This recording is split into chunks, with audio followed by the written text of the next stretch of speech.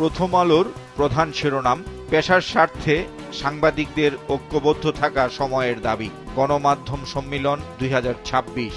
প্রতিবেদনটিতে বলা হয়, মত প্রকাশ ও গণতান্ত্রিক মূল্যবোধের উপর সংগঠিত হামলার প্রতিবাদে নওয়াব ও সম্পাদক পরিষদ এই সম্মেলনের আয়োজন করে।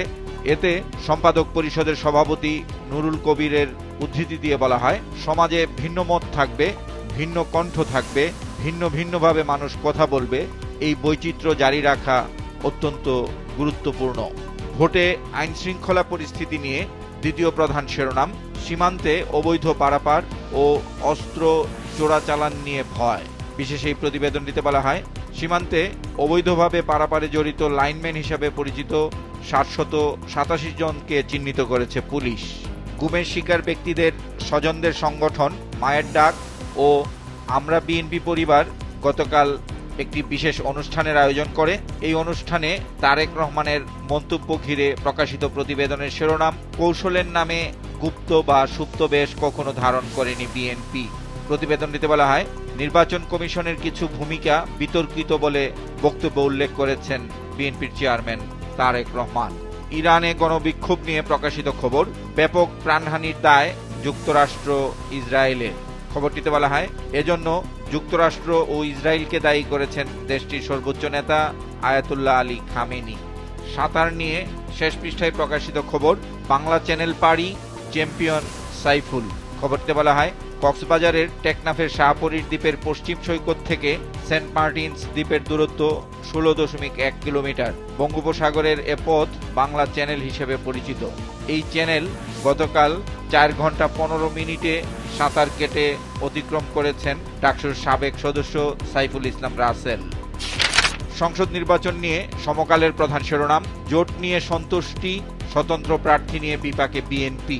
বিশেষ এই প্রতিবেদনটিতে আরো বলা হয়, দলের অনুরোধে বেশ কয়েকজন নির্বাচন থেকে সরে দাঁড়িয়েছেন, দলের বাকি স্বতন্ত্র প্রার্থীরাও সরে দাঁড়াবেন বলে আশা। আর সমমনা দলকে ছেড়ে দেওয়া কয়েকটি আসনে জয় পাওয়া কঠিন হতে পারে। এর পাশাপাশি আরেকটি খবর, জামাত জোটে 50 আসন বন্টনে টানাপোড়েন। গণমাধ্যম সম্মেলনের খবরটি দ্বিতীয় প্রধান শিরোনাম, স্বাধীন ও শঙ্কামুক্ত সাংবাদিকতার পরিবেশ তৈরির আহ্বান। চট্টগ্রাম মহানগরীতে 3 শতাধিক ব্যক্তিকে দুষ্কৃতকারী হিসেবে চিহ্নিত করেছে পুলিশ। এ নিয়ে প্রকাশিত খবরের শিরোনাম, সন্ত্রাসী রাজনীতিক সহ 329 জনের শহরে ঢুকতে মানা। ক্রীড়াঙ্গনের খবর, আইসিসি বিসিবি বৈঠক, গ্রুপ বদলের দাবি বাংলাদেশের। ঔষধ শিল্প সমিতির সেমিনার নিয়ে শেষ পৃষ্ঠায় প্রকাশিত খবরের শিরোনাম, রাষ্ট্রের অতি নিয়ন্ত্রণে ওষুধ শিল্প দুর্বল। খবরটিতে বলা হয়, পরিস্থিতি অব্যাহত থাকলে ঝুঁকিতে পড়বে স্বাস্থ্য নিরাপত্তা, অযৌক্তিক দাম নির্ধারণ হলে আইনি পদক্ষেপের হুঁশিয়ারি। আন্তর্জাতিক প্রসঙ্গ, গ্রিনল্যান্ড বিতর্ক, এবার যুক্তরাজ্য সহ ইউরোপের দেশে শুল্ক আরোপ ট্রাম্পের। যুগান্তরের প্রধান শিরোনাম, কৌশলে ভোটের মাঠে প্রার্থীরা, 22 জানুয়ারি থেকে আনুষ্ঠানিক প্রচার। বিশেষ এই প্রতিবেদনটিতে বলা হয়, সামাজিক, ধর্মীয় ও পারিবারিক অনুষ্ঠানে সরব প্রার্থীরা, নানা প্রতিশ্রুতির ফুলঝুরিতে মন জয়ের চেষ্টা আর আচরণবিধি লঙ্ঘনের দায়ে বেশ কয়েকজনকে শোকজ। জামায়াতের নেতৃত্বে 10 দলীয় জোট নিয়ে প্রকাশিত খবর, 47 আসনের সিদ্ধান্ত নেবে লিয়াজু কমিটি। গ্যাস সংকট নিয়ে প্রকাশিত খবরের শিরোনাম, চাহিদা অনুযায়ী আমদানি হয়নি, সহজে কাটছে না এলপিজি সংকট। অন্তর্বর্তী সরকারের মেয়াদের শেষ সময়ে শিক্ষা মন্ত্রণালয় জেগে উঠেছে। একের পর এক নিয়োগ, বদলি, পদোন্নতি ও শিক্ষকদের এমপিও ভুক্তি কার্যক্রমে তৎপরতা বেড়েছে। এ নিয়ে শেষ পৃষ্ঠায় প্রকাশিত খবর, অন্তর্বর্তী সরকারের শেষ সময়ে সরব শিক্ষা মন্ত্রণালয়, এমপিও ভুক্তি ও নিয়োগ পদোন্নতিতে তোড়জোড়। খবরটিতে শিক্ষার পরামর্শক কমিটির প্রধানের উদ্ধৃতি দিয়ে বলা হয়, বড় কোনো সিদ্ধান্ত নেওয়ার সময় এখন নয়। কালের কণ্ঠের প্রধান শিরোনাম, সমঝোতার সময় আর 2 দিন, দলের বিদ্রোহ ও জোট সংকট। খবরটিতে আরো বলা হয়, 20 জানুয়ারি প্রার্থিতা প্রত্যাহারের শেষ দিন, প্রত্যাহারের সময় শেষে আর পাল্টানো যাবে না।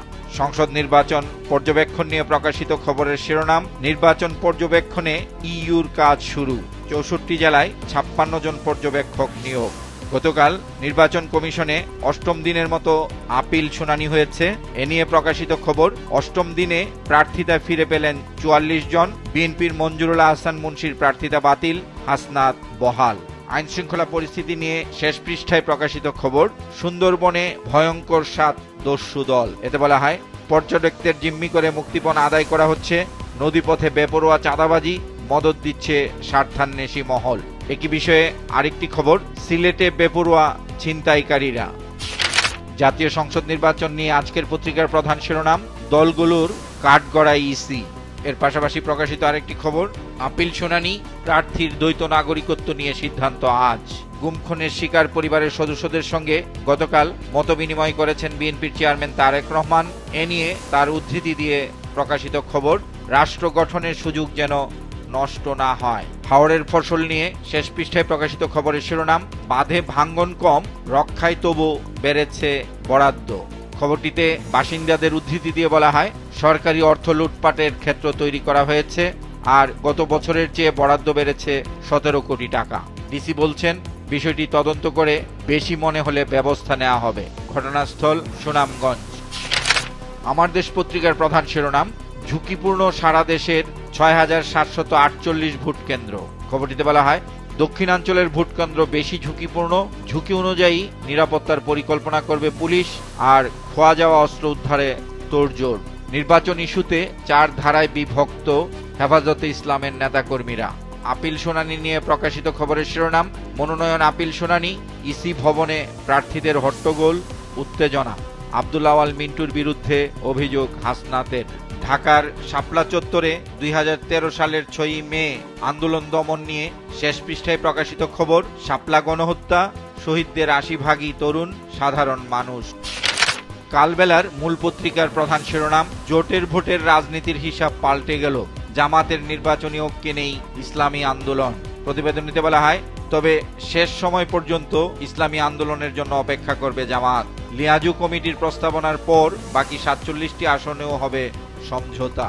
গণমাধ্যম সম্মেলন নিয়ে প্রকাশিত খবরের শিরোনাম, নির্বাচিত সরকার এলেই সবকিছু পরিবর্তন হয়ে যাবে এমন নয়, গণমাধ্যম সম্মেলনে বক্তারা। দেশ রূপান্তরের প্রধান শিরোনাম, চাল চক্রের পায়তারা, আছে ঢের তবু কেন আমদানি। খবরটিতে বলা হয়, সরকারের কাছে রেকর্ড 21 লাখ টন খাদ্যশস্যের মজুদ রয়েছে, তবু আমনে রেকর্ড 10 লাখ টন চাল কিনেছে সরকার। এছাড়া কর্মকর্তাদের একটি অংশ চাল আমদানির সুযোগ দেওয়ার চেষ্টায় লিপ্ত রয়েছেন। চুরি ডাকাতি নিয়ে শেষ পৃষ্ঠায় প্রকাশিত খবর, দামের সঙ্গে বাড়ছে স্বর্ণ ডাকাতি, বছরে শতাধিক চুরি ডাকাতি। বিশেষ এই প্রতিবেদনটিতে বলা হয়, মোবাইল ফোন ব্যবহার করে না চক্রের সদস্যরা, আগে থেকে নির্ধারিত থাকে বিক্রির স্থান, নিজস্ব নিরাপত্তা জোরদারের আহ্বান বাজুসের।